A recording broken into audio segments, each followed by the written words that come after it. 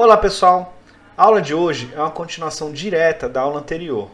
Então, enquanto na aula anterior nós aprendemos sobre o que seriam os circuitos elétricos e como conectamos elementos em série, a aula de hoje a gente vai falar sobre circuitos em paralelo.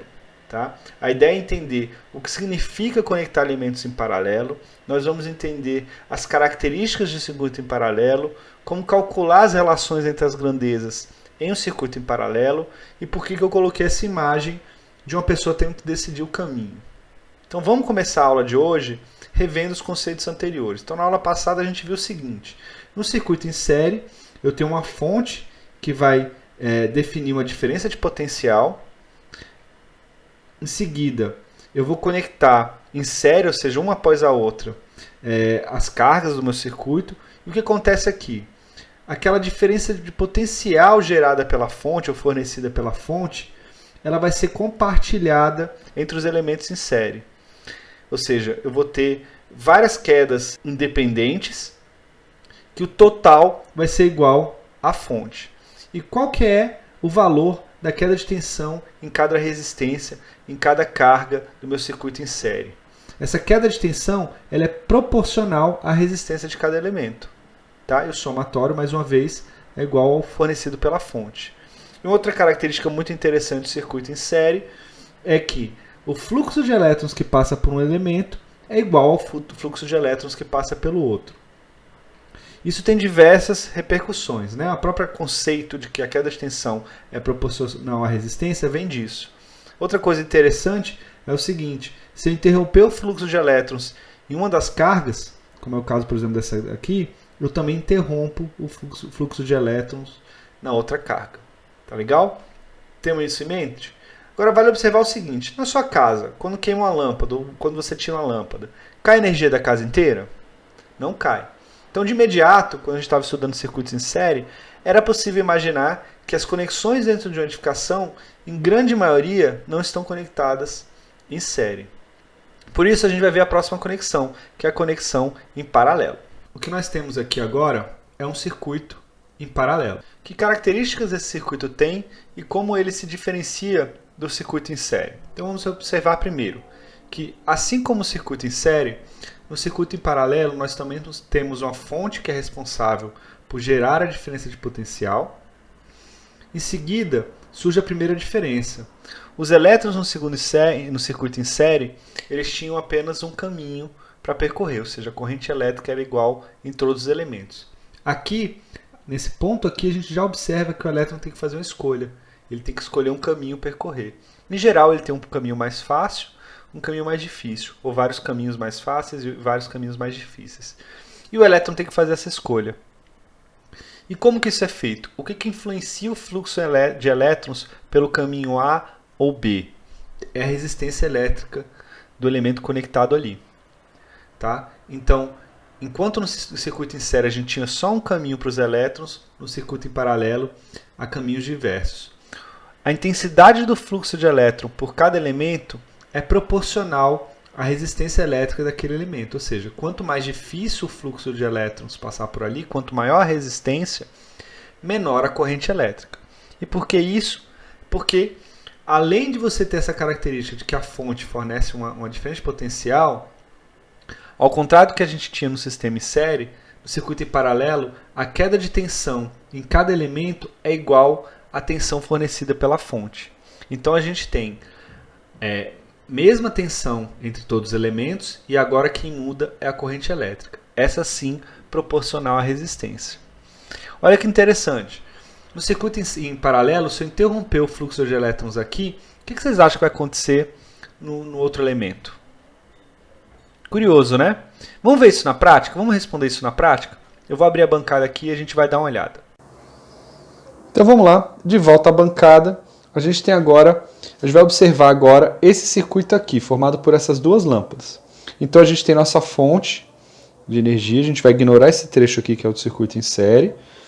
Então a gente tem nossa fonte gerando diferença de potencial entre esse ponto e esse ponto aqui em cima, correto? E a gente fez a seguinte conexão em paralelo. Então daqui o elétron tem uma escolha de vir para essa lâmpada e para essa lâmpada. O elétron que sai de uma lâmpada se encontra com o elétron que sai da outra e retorna para a fonte. A diferença de potencial entre esse ponto e esse ponto, ou seja, a diferença de potencial fornecida pela fonte é de 220 volts. Então vamos lá. Vamos ver o que acontece quando eu ligo meu circuito em paralelo. Então de cara, a gente pode observar, se você olhar como referência, que o brilho dessa lâmpada é consideravelmente maior do que o brilho que a gente observou na lâmpada lá no circuito em série. Por que isso? Ao contrário do que a gente viu lá no circuito em série, que a gente tinha quedas de tensões proporcionais à resistência, ou seja, a queda de tensão fornecida pela fonte era dividida entre os elementos conectados em série. No caso em paralelo, não há essa divisão. Os dois elementos estão conectados a 220. Outra coisa interessante de se observar, vamos fazer uma coisa aqui. Deixa eu fechar um circuito aqui. Então, eu desliguei uma lâmpada, observe que não aconteceu nada com a outra. Por quê? O elétron continua percorrendo seu caminho por aqui, ou seja, o que acontece com o elemento do circuito em paralelo não influencia a outra. Isso já é uma característica que a gente vê, por exemplo, na nossa residência. Quando a gente vê um sistema ligado na nossa casa e, por exemplo, eu preciso desligar uma lâmpada, as outras pontos de iluminação, tomadas, etc., não desligam. Por quê? Porque a gente conecta os elementos dessa forma na casa. Em geral, entre uma fase e um neutro. Beleza? Então, deixa eu ligar de novo aqui e a gente vai ver que nada muda. Vamos confirmar agora a tensão elétrica entre os dois pontos, só para ver que a gente não está mentindo? Então, vamos lá. Agora eu coloquei um multímetro fazendo uma medição da diferença de tensão entre esse ponto e um ponto que está aqui atrás. A gente vai ver ali atrás e o ponto que está aqui atrás. Vamos ver o que acontece quando eu ligar o sistema. Então, de cara, o que o multímetro está mostrando é a diferença de tensão de 220 volts. Ou seja, a diferença de tensão entre esse ponto, seja para essa lâmpada e esse ponto para as duas lâmpadas, é igual à diferença de tensão fornecida pela minha fonte. Outra coisa interessante, não sei se vocês observaram, é que eu mudei a lâmpada que estava aqui. Antes a gente tinha duas lâmpadas incandescentes e agora a gente tem uma lâmpada de LED. Observe que a inserção de uma lâmpada de LED aqui, ao contrário do que a gente viu em série, não influenciou o que acontece nessa lâmpada aqui. Por quê? Mais uma vez, a diferença de resistência dessas lâmpadas não afeta o que acontece com o fluxo de elétron da outra. Ou seja, o fluxo de elétrons por aqui é uma característica exclusiva da tensão fornecida pela fonte e da resistência dessa lâmpada. Assim como o fluxo de elétrons por essa lâmpada aqui é exclusivo da resistência dessa lâmpada e a diferença de tensão fornecida pela fonte. Tá? E finalmente, só para a gente fazer um comparativo, eu vou acender aqui a lâmpada em série, a gente pode observar a diferença de brilho. Enquanto daqui para cá eu tenho 220 para as duas lâmpadas, nesse caso aqui eu tenho as duas lâmpadas dividindo a tensão de 220. Como elas são iguais, a gente viu nos exercícios resolvidos, a queda de tensão daqui para cá é 110 e daqui para cá é 110. Beleza, pessoal? Então vamos voltar lá para os slides que eu vou explicar isso num diagrama, que eu acho que vai facilitar muito. Depois a gente vai resolver alguns exercícios. Então, pessoal, o que a gente viu lá na bancada foi algo exatamente como representado nesse diagrama aqui. Uma fonte e uma conexão como essa. Uma conexão em paralelo, como a gente viu lá, a gente conecta os elementos entre os mesmos pontos, ou seja, entre uma fase e entre um neutro. A diferença de tensão entre esse ponto e esse ponto é igual à diferença de tensão entre esse ponto e esse ponto, e esse ponto e esse ponto. Tá? Observa que aqui, como a gente discutiu lá na apresentação da bancada, o meu elétron ele pode escolher vir para cá, percorrer esse caminho aqui, retornar, ou vir para cá, percorrer esse caminho e retornar. A quantidade de elétrons vindo por cada caminho vai depender da resistência do meu equipamento. Beleza? Olha só, as características que a gente apresentou anteriormente, elas são definidas por aquelas relações que a gente falou anteriormente. Vamos aplicar isso aqui para visualizar? Então vamos lá. Vamos provar que as características do circuito em paralelo são aquelas que a gente conversou anteriormente, que a gente observou na bancada. Muito simples. Observe o seguinte. Vamos imaginar que eu medi a diferença de tensão. Que eu medi a diferença de tensão entre esse ponto e uma referência. E eu vi que a diferença de tensão era de 220 volts. E eu fiz a mesma coisa entre esse ponto e essa mesma referência. E agora a diferença de tensão foi de 0 volts. Isso significa que a diferença de tensão entre esse ponto e esse ponto, que eu vou chamar aqui de UF, é igual a 220 volts. Lembrando que sempre que a gente fala de tensão elétrica, a gente está medindo a diferença entre dois pontos. Agora vamos observar o seguinte. Qual que vai ser a tensão nesse ponto? Difícil de descobrir, mas vamos pensar o seguinte. Essa linha vermelha aqui, a linha azul também, representa condutores. Que em geral a gente escolhe o material por ter resistências extremamente baixas. Tá? Então a gente não pode considerar para esse exercício aqui que a resistência desse material é muito próxima de zero.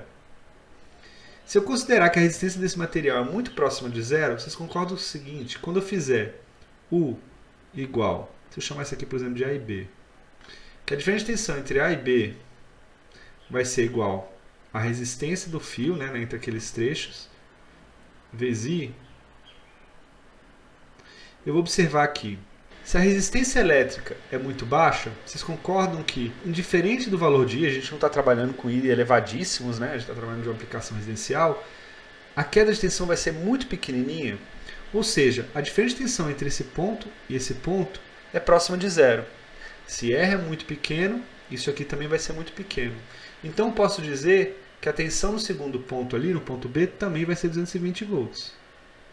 E consequentemente eu posso dizer que a tensão aqui é 220 e a tensão aqui é 220 volts. Da mesma forma eu faço essa analogia entre os trechos desse fio aqui. Aqui é 0 volts, aqui é 0 volts, aqui é 0 volts. O mesmo eu não posso dizer entre esse ponto aqui e esse ponto aqui, correto? Observando que aqui é 220 e aqui é 0, eu sei que a diferença de tensão na lâmpada vai ser igual a 220 volts. Mesma coisa vale para esses dois pontos. A diferença de tensão é igual a 220 volts. O que demonstra aquilo que a gente conversou. Elementos conectados em paralelo têm a mesma tensão. Se eu sei a tensão aqui, de novo eu vou aplicar minha relação U igual a R vezes I. Se eu sei U, concorda que I é igual para todo mundo, concorda que o valor de I vai depender exclusivamente desse cara aqui, o que comprova a segunda característica. Se U é igual para todo mundo, I depende de R. Ou seja, a corrente elétrica é dependente da resistência elétrica e é proporcional a ela. Tranquilo?